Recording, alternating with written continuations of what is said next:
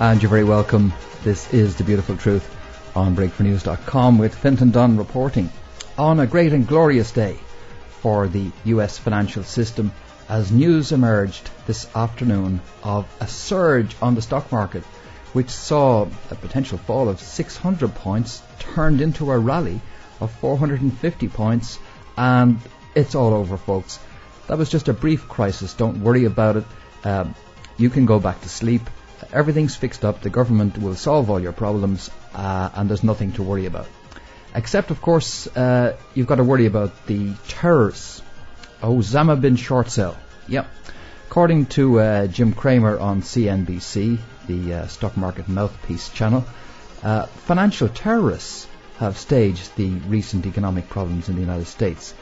Cramer says that regular short sellers were not doing this stuff with the banks. No, it was Osama bin short sell and his cohort who hate America and hate our freedoms. Don't be a financial terrorist, because you could get locked up. But anyway, as I say, no worries. The crisis is over. Washington has woken up, and there is a plan. In fact, there are possibly two plans. There's a Resolution Trust Corporation, which will take over some of this bad housing debt, or a Resolution Finance Corporation, Senator Charles Schumer says, which will take over this debt. Different methods and methodologies applied, but yeah, don't worry about it. It's the government's going to fix it all up by buying everything and turning the United States into a command economy. You know, where the government owns everything, like in what was that place? Russia. That's right. I remember now. Russia. Yeah, they used to do that, and that leads to economic stagnation. But did I say that? No, that is the solution to the problem. No, that doesn't lead to economic stagnation. That's the solution to the problem. And some other innovative solutions have been put forward. In the United Kingdom, the government's already announced that it's banning short selling in financial stocks. And the United States is going to also crack down on short selling. That's a half-baked measure. I mean, why not go the whole way and make it illegal to sell stocks? That would solve the problem of any potential crash in the stock market, like overnight. Just make it totally illegal to sell shares. Problem solved, eh? Anyhow, yes, I am being facetious and sarcastic. Now, the government's going to take on all these debts. Where is it going to get the money from? I'm not really sure. Corporate taxes have collapsed from 300 billion to 250 billion, and everybody's busy servicing their housing debt, and they don't have any money left to buy consumer goods. I don't know where this money's going to come from. It's going to come from outer space. The United States government has a lending arrangement with the grey aliens, who are going to provide all the money. Yes. Interesting times in which we live. Volatile times, in fact, in the stock markets. And of course, it's when market volatility is at its height that you can make the most money. See, in a relatively static market, you got to take long-term positions, don't you? But in a market which is highly volatile, those in the know can make a lot of money. And there's something you need to realize about this, what's going on right now. This is not the crash. This is not the crash. This is the big sharks eating the small sharks. That's what this is. All of this has been staged. And of course you knew there was going to be a recovery in the markets, because there always is. When they stage one of these meltdown events, they always put a floor underneath it and stage a rally, don't they? Because they have deep pockets, these people, and they have a plunge protection team. If you're not up on what goes on in financial markets, they have a plunge protection team. In other words, a group of people with huge amounts of money to rig the market.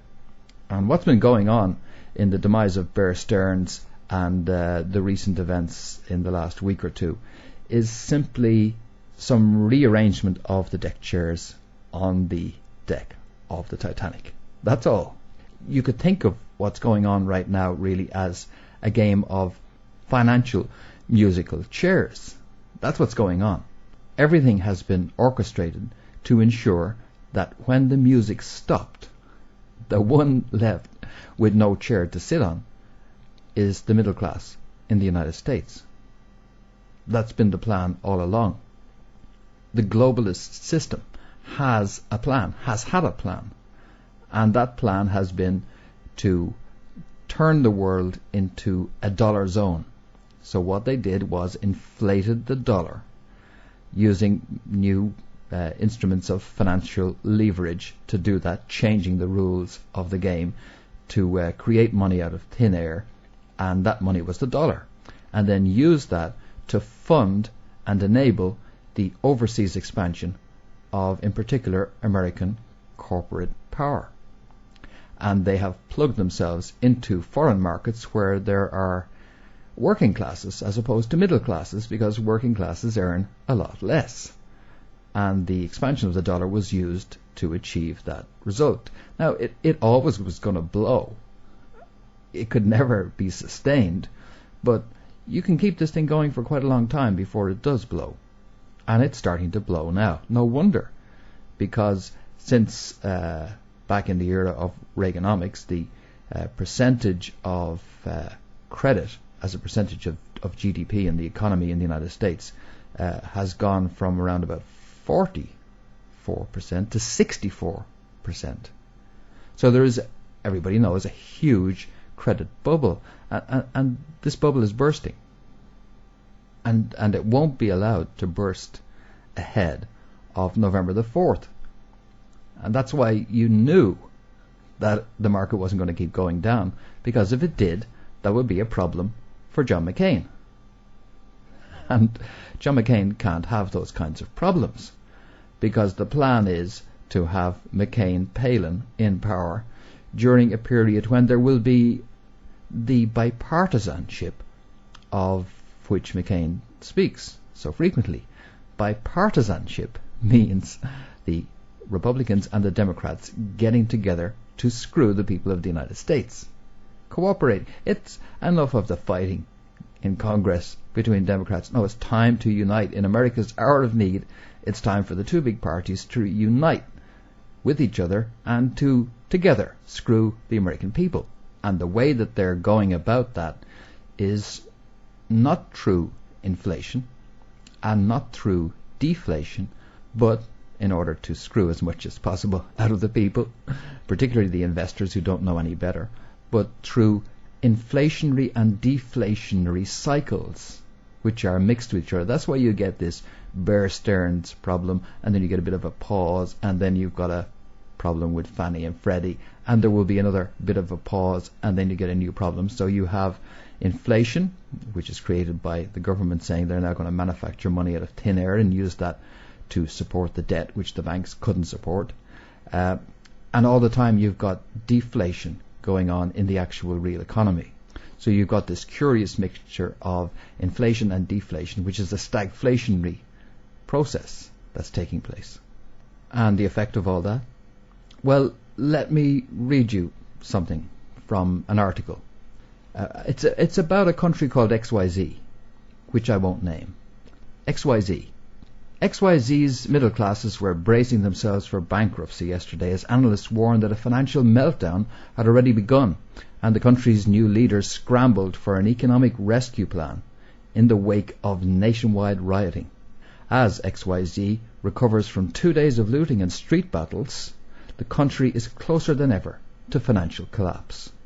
In its fourth year of recession, foreign creditors have refused desperately needed bailouts to XYZ, which is crippled by its colossal public debt.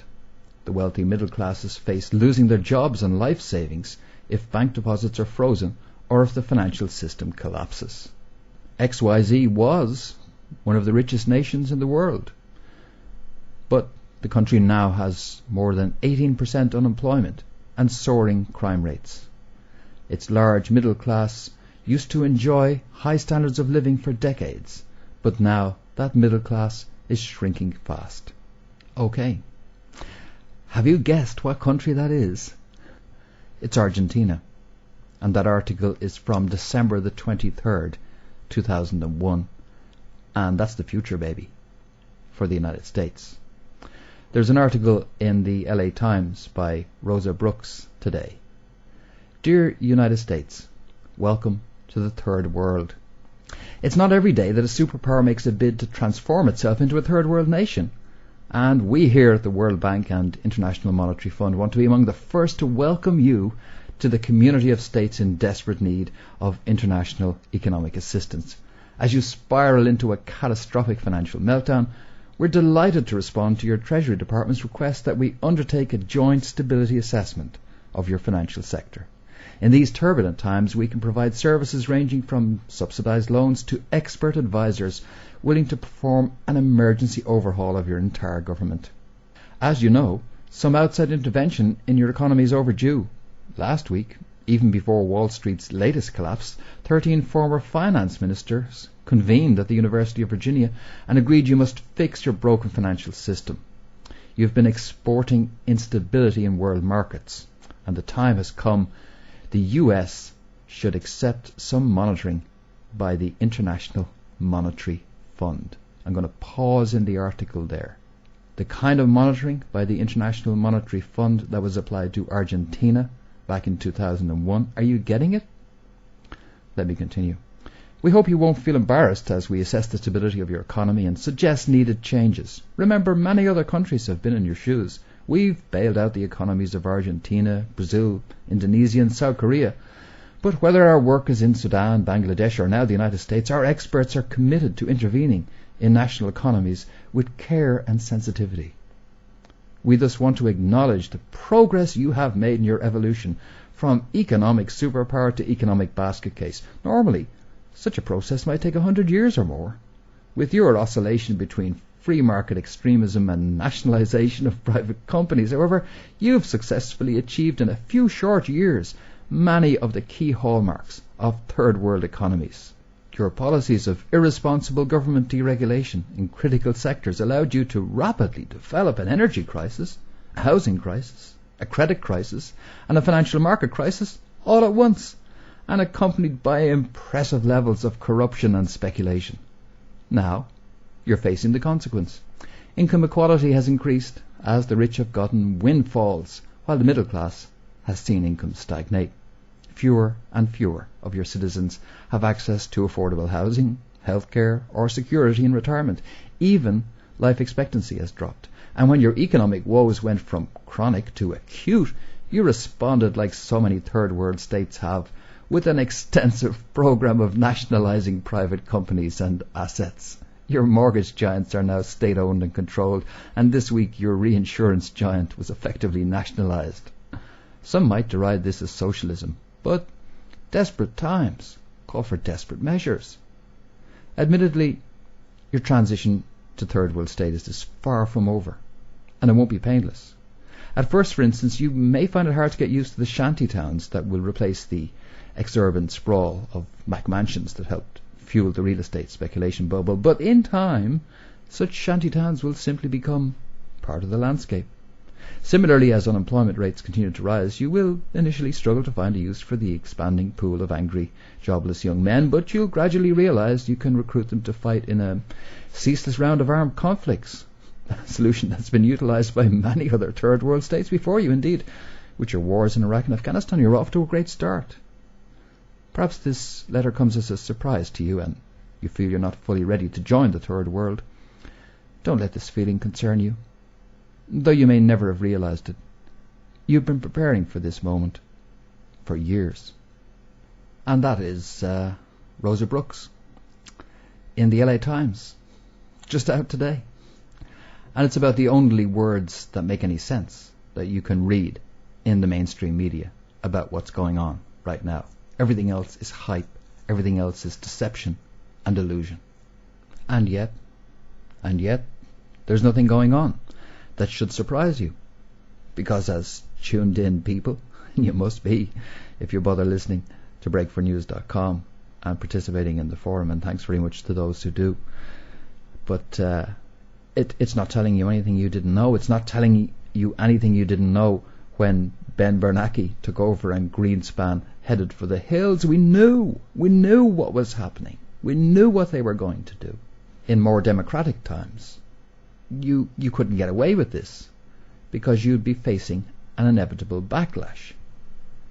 But the system in the United States is not facing an inevitable backlash, at least not one that it can't adequately contain with the new powers which it has in its legislation as a result of those legal moves made literally weeks after 9/11.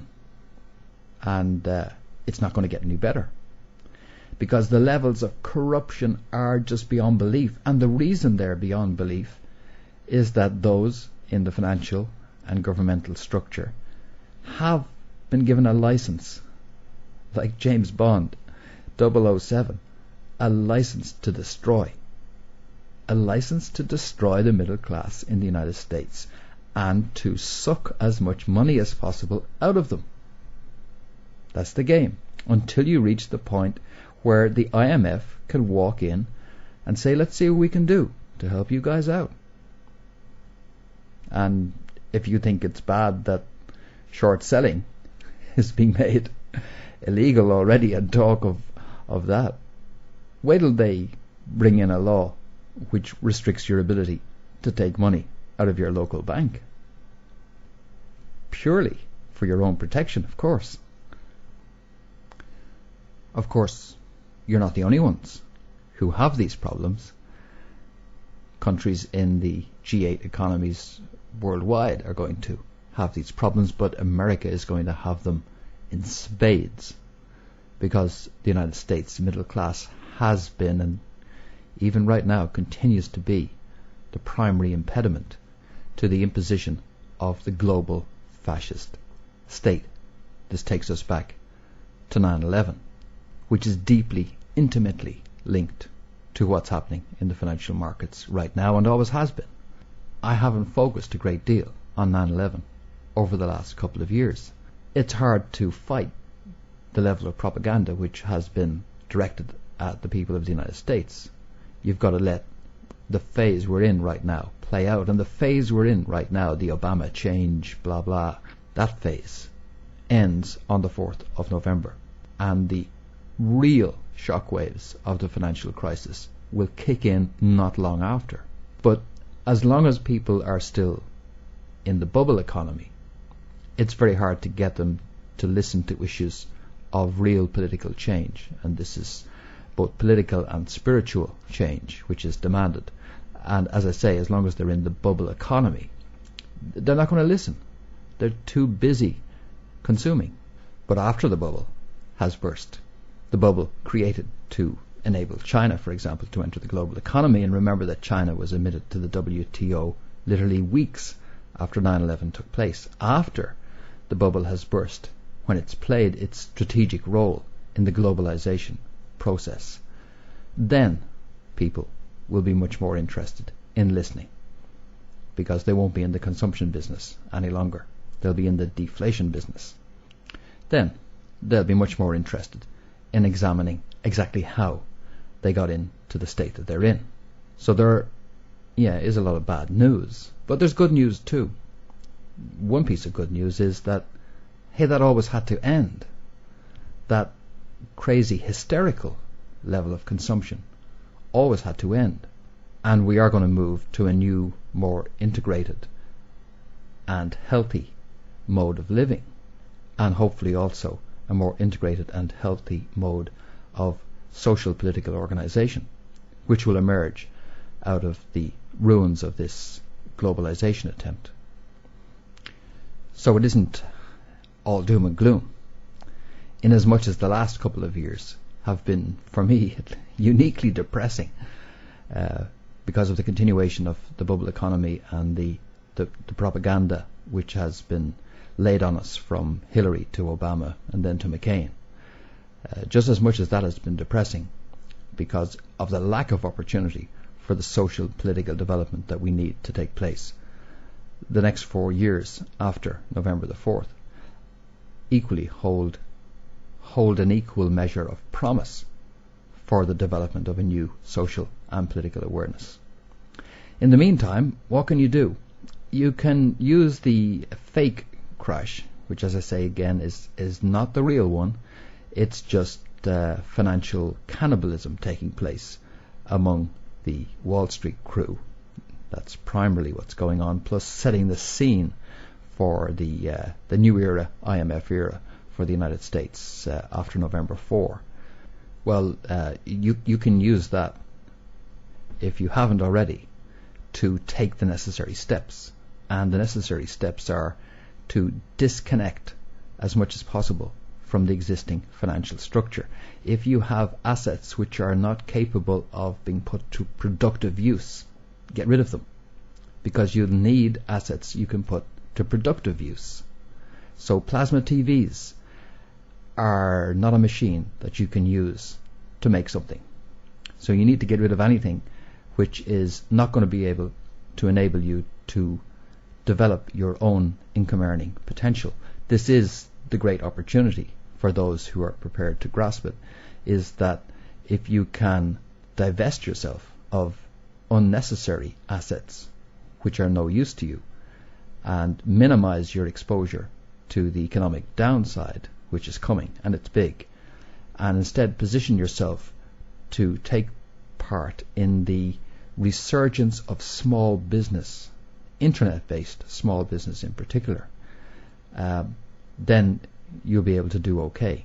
Because that is the tremendous potential at an economic level for people, is to have home-based businesses, is to have small business that doesn't have overhead, that you ruthlessly eliminate your exposure to overhead, and at the same time participate in what will be a resurgence of community-based small business, which is going to take place across the United States, even as the global corporate structure lumbers on into its demise.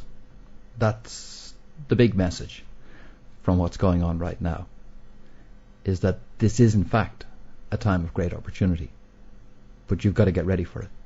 You've got to be in a position to be able to do that.